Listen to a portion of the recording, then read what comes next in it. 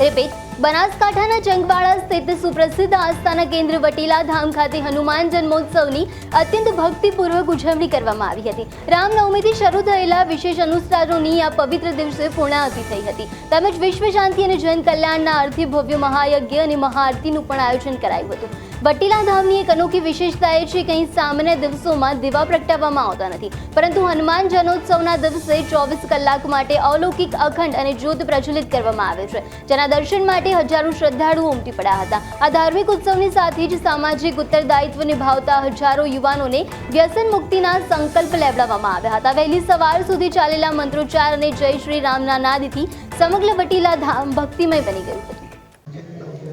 સૌપ્રથમ આપ સર્વ ભક્તોને આજે હનુમાન દાદાના જન્મદિવસ નિમિત્તે જય જય શ્રી રામ।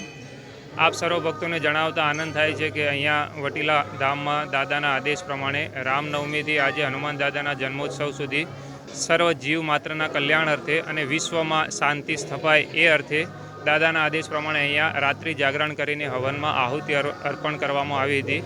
આ આહુતિ રાત્રે સાંજે 8 વાગ્યાથી સવારમાં 5 વાગ્યા સુધી નિરંતર આહુતિ ચાલુ રાખવામાં આવી હતી। આજે દાદાના જન્મદિવસ નિમિત્તે દાદાને 108 પ્રકારના અન્નકૂટ ધરી અને દાદાની 1111 દીપ પ્રગટાવીને મહાઆરતી પણ કરવામાં આવી હતી। ત્યારબાદ અહીંયા જે દાદાના આદેશ પ્રમાણે મંદિરની અંદર કોઈ પણ પ્રકારનો દીવો કરવામાં આવતો નથી અને ચૈત્ર સુદ પૂનમ એટલે કે દાદાના જન્મદિવસ નિમિત્તે એક અખંડ જ્યોત 24 કલાક ચાલુ રાખવામાં આવે છે। તો એ જ્યોતના પણ આપ દર્શન કરી શકો છો। વટીલા ધામ એક આસ્થા, શ્રદ્ધા અને વિશ્વાસનું ધામ છે, જ્યાં કોઈ પણ પ્રકારની અંધશ્રદ્ધાઓ ચાલતી નથી, કોઈ જોવા પૂછવામાં આવતું નથી, કોઈ દુરાદાગા થતા નથી કે અન્ય કોઈ પણ પ્રકારની અંધશ્રદ્ધા આ ધામ તરફથી કરવામાં આવતી નથી। આ ધામ એક આસ્થા, શ્રદ્ધા અને વિશ્વાસનું ધામ છે, જ્યાં સ્વયંભૂ હજારો લોકો દર્શનાર્થે ઉમટે છે।